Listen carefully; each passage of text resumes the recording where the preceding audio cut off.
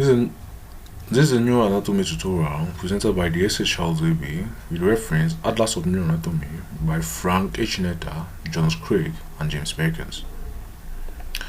Hello, in this tutorial we're going to see the fascial nerve.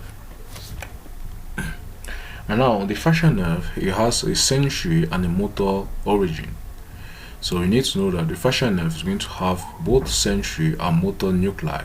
And now, since sensory nerves have cell bodies found inside the outside the central nervous system, this is why we are going to have a ganglion which is going to be outside the you're going to have the fascial ganglion outside the central nervous system. That's going to be called the geniculate ganglion. Initially, we see again that this geniculate ganglion was also involved with the optic nerve. But the geniculate ganglion for the optic nerve was the lateral geniculate ganglion, and this one is much more the medial geniculate ganglion. So now let's see. And lastly, we need to know again that the optic nerve is going to have a parasympathetic nuclei, and that parasympathetic nuclei is going to give for the formation of the greater petrosal nerve. So you're going to have all these. So now let's visualize it. So we have the motor, the fascial nerve. Fascial nerve, as it comes out from the fascial nerve comes out from the pontomedullary junction. As it comes from the pontomedullary junction, it comes out here at the internal acoustic meatus. At the internal acoustic meatus, it finds itself now in the inner ear. In the inner ear is going to form the geniculate ganglion, and this geniculate ganglion is not similar to that geniculate ganglion for the case of the optic nerve. It's now a geniculate ganglion on its own, which is found in the inner ear. So we have this geniculate ganglion. So now it's going to give with a parasympathetic supply now to this part here. This part is going to be called the greater petrosal nerve, and this greater petrosal nerve is going to have a parasympathetic supply, which is going to supply now the lacrimal nerve in the eye. So that greater petrosal nerve is going to form now this ganglion here, which is going to be called the pterygoparietal ganglion, and it's going to be hitchhiked now to a lacrimal gland via the lacrimal, down a branch of the lacrimal nerve. So this is the first part. And the second part is also going to give this nerve here.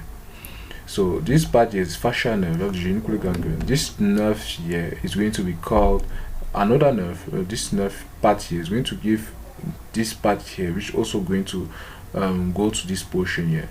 This part nerve here is going to be the otic ganglion. But otic ganglion does not come from the fascial nerve. It comes instead from the lesser petrosal nerve at this time around, because here is the lesser petrosal nerve, and lesser petrosal nerve comes from the glossopharyngeal nerve, and not from the fascial nerve. So now, as it comes now down here, you also have another nerve here. So this one is a fascial nerve. You also need to know that the fascial nerve is going to give another branch, another parasympathetic branch, which is going to be an essential branch, going to go and move via the chorda tympani. So as it moves via the chorda tympani here is the chorda tympani. It's going to move here with the chorda tympani with the sensory supply. You need to know the sensory supply of parasympathetic nerve comes from this tract here, the solitary tract nucleus. And that solitary tract nucleus is going to contain the sensory supply of is going to contain sensory supply of the tongue, of the different tastes of the at the level of the taste bud of the tongue. So this is a solitary nucleus here. So it's going to move now, go down here, and going to give to the tongue at the anterior two-thirds of the tongue for taste sensation, and not general sensory. At the level of general sensory for the tongue, it's by the trigeminal nerve, the lingual nerve for the trigeminal nerve. But for the taste sensory at the level of the tongue, it's inside the chorda tympani, which is going to direct the fibers now to the solitary tract of the nucleus. So we have this. So lastly, we also have another branch which is the main fascial nerve bulk, and that main fascial nerve bulk is going to give this. So this main fascial nerve bulk is going to give a branch now to the auricular muscles. So we have this branch auricular muscle, and it's also going to give now to the occipital belly of the occipitofrontalis muscle. So this is the auricular branch, and it's also going to give to this muscle here, the posterior auricular, and also supply sensation to the medial portion of the ear. So of the external